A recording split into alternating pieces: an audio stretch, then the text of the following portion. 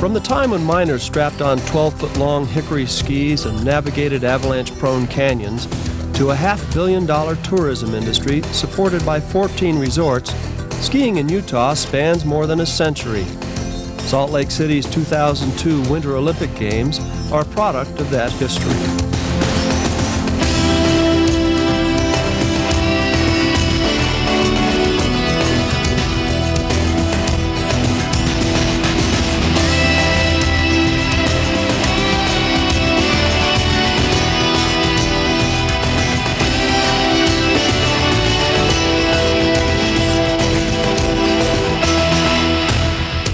The Wasatch Range, a western arm of the Rocky Mountains, is Utah's skiing hub.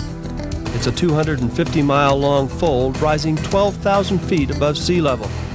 Geographically, the range is ideally located to block quickly moving storms, forcing them to drop light, deep snow in short periods of time, as much as 800 inches in some seasons. A quart bottle filled with this powder can melt down to just a swallow of water. Other ranges may get more snow, but few can claim the quality and dependability of Wasatch powder. Scandinavian linemen, mail carriers, and miners were the first to ski these mountains. Groups like the Wasatch Mountain Club organized some of the first ski outings in the early 1900s. A popular trip was an overnight tour from the mining town of Park City to Brighton in Little Cottonwood Canyon. With modern gear based on old forms, today's backcountry skiers follow many of those same routes. People quickly became hooked on the sport.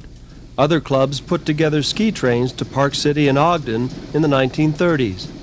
These early ski outings paled in comparison to the thrilling displays of grace under pressure at Ecker Hill in Parley's Canyon.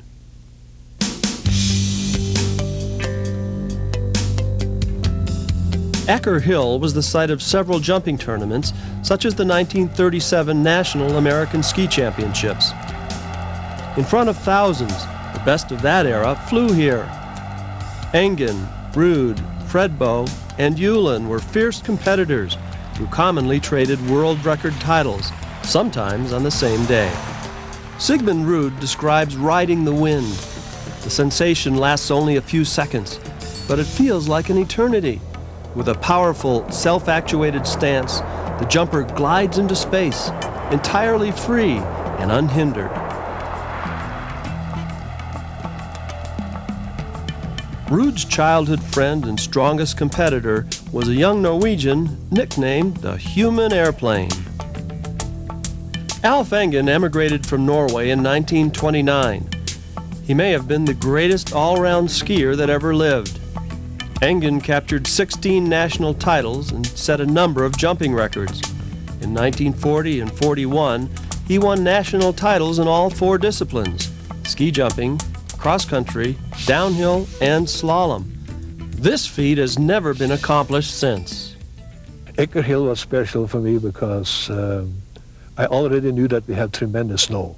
And I already knew that the hill was big and we could make it bigger and bigger. We were professionals and we were set up so that whenever we went into a hill, if we could set a new world record, we got an extra payday.